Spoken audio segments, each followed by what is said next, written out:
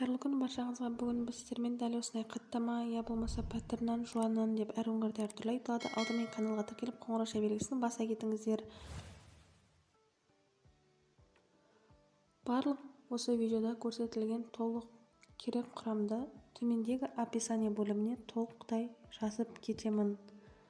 Алдымен бокалымыздағы суға тұзымызды, оның үстіне ашытқымызды салып, толықтай сұйықмасы, яғни қымылжың сұйықмас болғанша қасықтың көмегімен араластырамыз.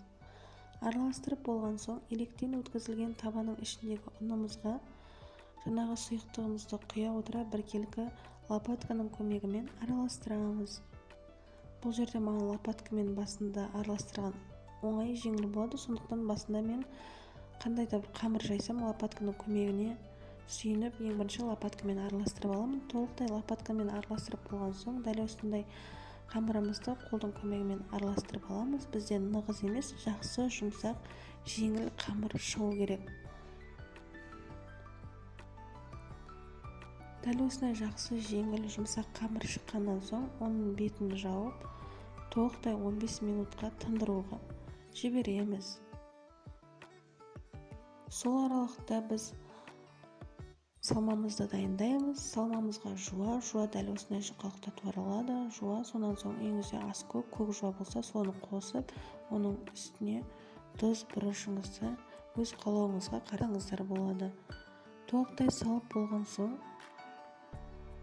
бір араластырып аламыз. Араластырып болған соң жаңа иі қанған қамырымызды әкеліп, оны дәл осындай силиконовый ковригіміздің үстіне қойып, оны 3 бөлікке бөліп аламыз.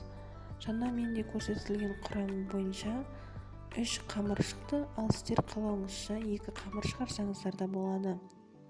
Үйіңізде адам санына қарай.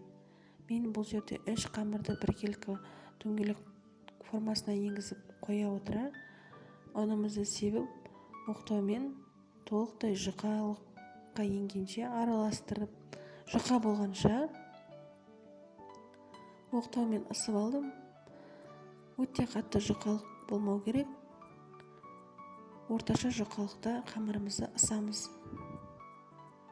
Дәл осы видеода көрсетілгендей, дәл осындай жұқалықта қамырымызды ысып болған соң, оның үстіне ертілген сұйық майымызды салып жақсаңыздар болады. Болмаса бөлме температурасындағы сармайымызды жағып шықсаңыздар болады. Содан соң жуамыз салып, дәл осылай орамамызды ораған сияқты, дәл осылай орап, лепешкамызды дайындап аламыз. Тестамызды дайындап болған соң, формамызға салып, қолдың көмегімен біркелкі басып, дөңгелек форма жасаймыз. Дөңгелек форма жасаған соң, үстіне сармаймен жұмыртқамызды араластырып жағамыз. Қызып тұрған пеште толықтай пісіріп аламыз. Піскен қаттамамыз дәл осындай сап-сары, жұмсақ, жылтыр күйінде пісіп шығады. Дәмді ас болсын. Бізбен бірге жасап көріңіздер.